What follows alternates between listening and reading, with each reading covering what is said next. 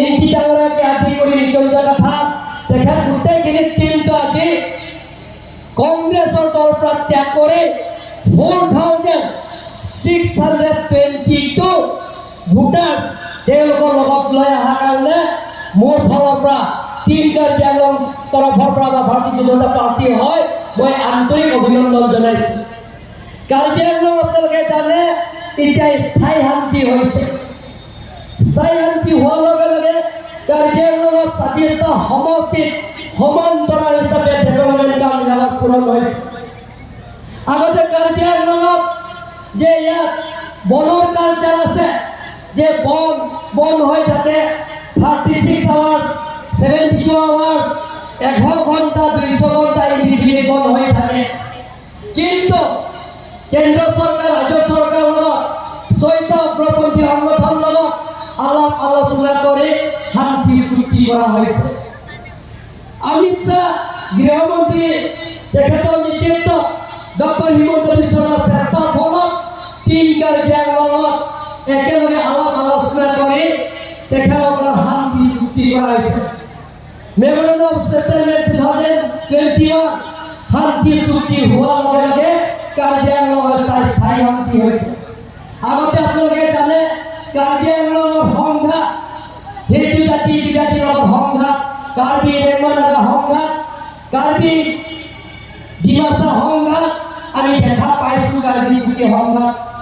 কিন্তু নৰেন্দ্ৰ মোদী ডাঙৰীয়া কেন্দ্ৰ নেতৃত্ব লোৱাৰ পিছত লগতে আমাৰ ডক্টৰ হিমন্ত বিশ্ব শৰ্মা ডাঙৰীয়া নেতৃত্ব লোৱাৰ পিছত টিম কাৰ্বি আংলং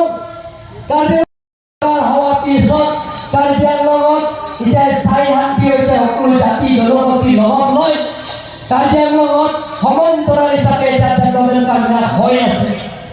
সন্মানীয় ৰাইজসকল, আমি কাৰ্বি আংলঙত নতুন কাৰ্বি আংলঙৰ নিৰ্মাণ কৰা এই সপোন আমি সপোন সেইটো পূৰণ কৰিব লাগিব।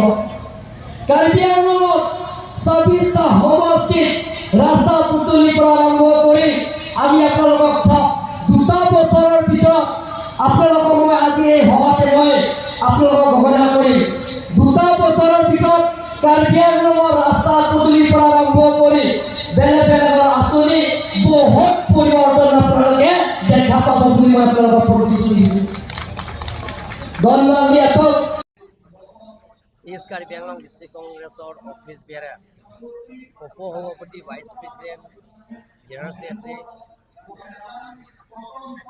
দুজন যোগদান কৰিছে, মোহন কেৰণ আৰু জেমছন ৰংহা, লগতে ছেক্ৰেটাৰী, লগতে ব্লক কংগ্ৰেছৰ সভানেত্ৰী নীলিপ আৰু মণ্ডল কংগ্ৰেছৰ সভানেত্ৰী নীলিপ আৰু লগতে বোকাজান ব্লক কংগ্ৰেছৰ যুৱ কংগ্ৰেছৰ সভাপতি সম্পাদক আৰু যোৱাবাৰ কাৰ্বি আংলং অট'নমাছ কাউন্সিলৰ নিৰ্বাচনী ইণ্ডিপেণ্ডেণ্টৰ খেলা কেণ্ডিডেটবিলাক গোটেইখিনি লগ লাগি আজি প্ৰায় 4,251 মানুহে যোগদান কৰিছে।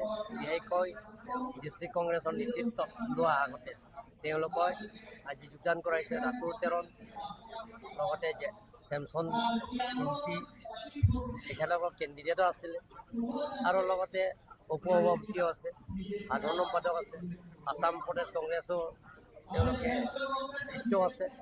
তেওঁলোকে গোটেইখিনি আজি যোগদান হৈছে আৰু 4,000+ কংগ্ৰেছতে আছে, বাকী 251টো ইণ্ডিপেণ্ডেণ্ট পৰা আজি যোগদান কৰা হৈছে। গতিকে এনেধৰণৰ কাৰ্যসূচী আমি গৈ থাকি অহা 12-13 তাৰিখে দুৱাৰবাগৰিয়াও যোগদান কাৰ্যসূচী আছে। তাতো কংগ্ৰেছ আৰু APSLCয়ে আমাৰ দলত যোনটো সময়ত বিৰোধী দলৰ কাৰ্বি আংলং এটা স্থায়ী শান্তি হৈছে। সকলো জাতি জনগোষ্ঠীবিলাক একেলগে আছে, কোনো হাই কাজিয়া নাই, ডেভেলপমেণ্টৰ কাম সমান্তৰাল হিচাপে হৈ আছে। নৰেন্দ্ৰ মোদী আৰু ডক্টৰ হিমন্ত বিশ্ব শৰ্মা ডাঙৰীয়াৰ নেতৃত্বত তেখেতসকলৰ যিবিলাকৰ দুখীয়া পৰিয়ালবিলাকত দিয়া আঁচনিবিলাক ৰাইজে পাইছে, পোৱাৰ কাৰণে ৰাইজে ওলাই আহিছে। যোৱাকালি আমি দেখিবলৈ পাওঁ যে কাৰ্বি আংলং ডিষ্ট্ৰিক্ট মহিলা হৈ পেলাই ডক্টৰ হিমন্ত বিশ্ব শৰ্মাক এটা এফআইআৰ দিয়া বুলি সেইটোৰ বিষয়ে কি ক'ব? একো নহয়, তেওঁলোকে যিটো নেকি ডক্টৰ হিমন্ত বিশ্ব শৰ্মা ডাঙৰীয়াই মহিলাসকলক কৈছে যে যিটো নেকি অৰুণোদয় মহিলাৰ আঁচনি, সেই অৰুণোদয় ৰাজ্যক 250 দিয়াটো কংগ্ৰেছে সমালোচনা কৰে। এই সমালোচনা কৰাৰ কাৰণে হিমন্ত বিশ্ব শৰ্মা ডাঙৰীয়াই এইটো কোৱাৰ কাৰণে তেওঁলোকে